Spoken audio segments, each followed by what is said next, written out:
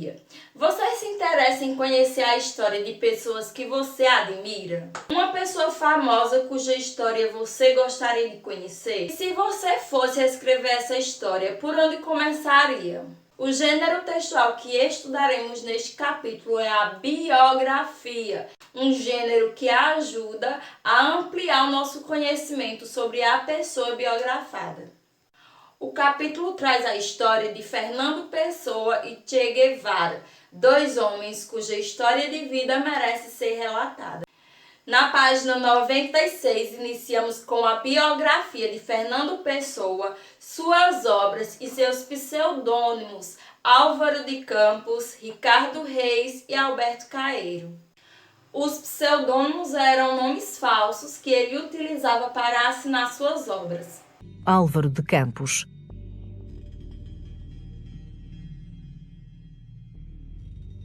Quando Fernando Pessoa refere as características físicas do heterónimo Álvaro de Campos, as semelhanças entre criador e criatura são evidentes. Alto, magro, entre branco e moreno, cabelo liso e apartado ao lado, monóculo e cara rapada. Sabemos também, por aquilo que Fernando Pessoa escreveu, que Álvaro de Campos nasceu em Tavira em 1890. Após um percurso normal no liceu, estudou Engenharia Mecânica e Naval em Glasgow. Fez uma viagem ao Oriente e aprendeu latim com um tio. Tabacaria é o poema mais conhecido do heterónimo engenheiro, destacando-se num conjunto de textos onde podemos encontrar três fases: decadentista, futurista e intimista. Depois do decadentismo marcado pelo tédio profundo, Álvaro de Campos evolui para a fase futurista, na qual se destacam textos como Ode Triunfal e Saudação a Walt Whitman. Nestes, o heterónimo pessoano enaltece a civilização moderna, em que a máquina, a velocidade e a multidão se fundem num rodopio de sensações. Fraternidade com todas as dinâmicas, promíscua fúria de ser parte agente, do rodar férreo e cosmopolita, dos comboios estrénuos, da faina transportadora de cargas dos navios, do giro lúbrico e lento dos guindastes, do tumulto disciplinado das fábricas e do quase silêncio ciciante e monótono das correias de transmissão. Horas europeias, produtoras, entaladas, entre maquinismos e afazeres úteis. Na fase intimista, Álvaro de Campos reflete sobre o seu mundo interior. Revisita a infância e sente de forma amargurada a passagem do tempo. O desalento, o ceticismo e a ausência de sentido marcam os seus poemas. É evidente o contraste entre a desilusão da fase intimista e o otimismo que estava associado ao elogio da vida moderna. Em termos formais, o estilo de Álvaro de Campos vai acompanhando as diferentes fases da sua produção poética. Destaca-se o verso livre, longo e torrencial, capaz de exprimir as emoções mais fortes, ao qual se associam as exclamações e as interjeições. Na fase intimista, em que a expressão do mundo interior ganha dimensão preponderante, são muito importantes as metáforas, que descrevem a complexidade desse mundo.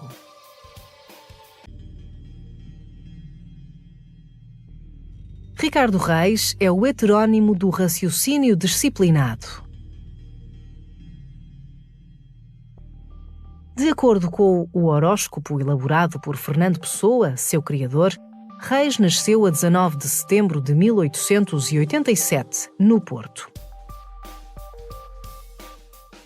Sabemos também, por aquilo que Fernando Pessoa escreveu, que Ricardo Reis foi educado num colégio de jesuítas. A sua formação ficou marcada pelo contacto com os grandes autores gregos e romanos da Antiguidade Clássica. O conhecimento destes autores está presente em muitos dos seus poemas. Foi médico e exilou-se voluntariamente no Brasil, em 1919, devido às suas ideias monárquicas. O nosso Prémio Nobel da Literatura, José Saramago, inspirou-se na vida fictícia deste heterónimo pessoano e nas características dos poemas que têm a sua assinatura para escrever o romance O Ano da Morte de Ricardo Reis. Os poemas de Ricardo Reis exprimem o desejo de viver de forma tranquila e equilibrada, aceitando a efemeridade da vida e a consciência da morte que lhe está associada. A razão é entendida como o caminho para alcançarmos este modo sereno de encarar a vida. No poema A Vida Leve, o poeta exorta a que vivamos, buscando o mínimo de dor ou gozo, bebendo a goles os instantes frescos, translúcidos como água, em taças detalhadas. Da vida pálida levando apenas as rosas breves, os sorrisos vagos e as rápidas carícias dos instantes volúveis. Nos poemas de Ricardo Reis encontramos uma filosofia de vida que pretende proteger o ser humano das adversidades da existência. Devido à influência do epicurismo e do estoicismo, dois sistemas filosóficos que ganharam forma na Antiguidade Clássica, o poeta defende uma atitude serena diante dos prazeres e imperturbável perante o sofrimento. Esta atitude deve estar aliada ao autocontrolo e à ideia de que a felicidade existe somente dentro de nós. Na verdade, a mentalidade pagã de Ricardo Reis leva-o a preconizar a aceitação do destino e da morte. Em termos formais, o estilo de Ricardo Reis coaduna-se com a disciplina defendida pelo heterónimo nos seus poemas. Assim, nas estrofes regulares, encontramos versos marcados pela precisão verbal. Nestes salienta-se o uso de latinismos e a utilização frequente do gerúndio e do imperativo, que permite ao poeta exortar ou aconselhar. A imitação da sintaxe latina concretiza-se no hipérbato, ou seja, na inversão da ordem habitual das palavras. Segundo Fernando Pessoa, o heterónimo Alberto Caeiro pode ser comparado com pouquíssimos poetas, dada a sua profunda originalidade. Caeiro é considerado o mestre dos outros heterónimos. Ricardo Reis e Álvaro de Campos, estes assumem ser seus discípulos.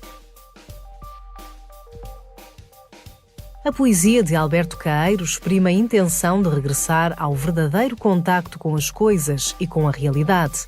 Assim, Caeiro diz-nos que a sua alma é como um pastor, vivendo na paz da natureza, que ele pretende dar a conhecer sem a intermediação do pensamento.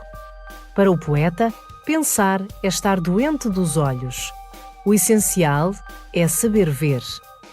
Segundo Alberto Caeiro, conseguimos conhecer verdadeiramente a natureza se utilizarmos apenas os nossos sentidos, sobretudo o da visão. Creio no mundo como no mal me quer, porque o vejo, mas não penso nele. Porque pensar é não compreender. O mundo não se fez para pensarmos nele. Pensar é estar doente dos olhos, mas para olharmos para ele e estarmos de acordo. Segundo a biografia ficcionada que dele elaborou Fernando Pessoa, Alberto Caeiro nasceu em 1889 em Lisboa. Os seus pais morreram cedo. Além de ter vivido quase toda a sua vida no campo, fez apenas a instrução primária, o que ajudará a perceber o facto de o seu pensamento ser marcado por uma grande simplicidade. No entanto, esta simplicidade é aparente, pois esconde a complexidade filosófica que também está presente nos seus poemas. Alberto Caeiro não teve profissão. Viveu com uma tia velha, tia-avó, tendo morrido em 1915. São atribuídos a Alberto Caeiro 3 conjuntos de poemas: O Guardador de Rebanhos, O Pastor Amoroso e Poemas Inconjuntos. Com exceção da fase doente em que encontramos no Pastor Amoroso, todos os poemas de Caeiro evidenciam a recusa do pensamento, o questionamento das verdades aceites por todos os homens e a defesa de um olhar lúcido, não contaminado pela metafísica. Em termos formais, o estilo de Alberto Caeiro mostra o desejo de regressar a um contacto puro e verdadeiro com as coisas. Assim, rejeita a metáfora, a rima e todos os artifícios de que os poetas anteriores se serviram.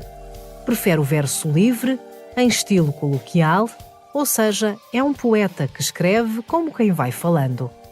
O vocabulário é simples e articula-se em frases quase sempre coordenadas, onde encontramos algumas comparações.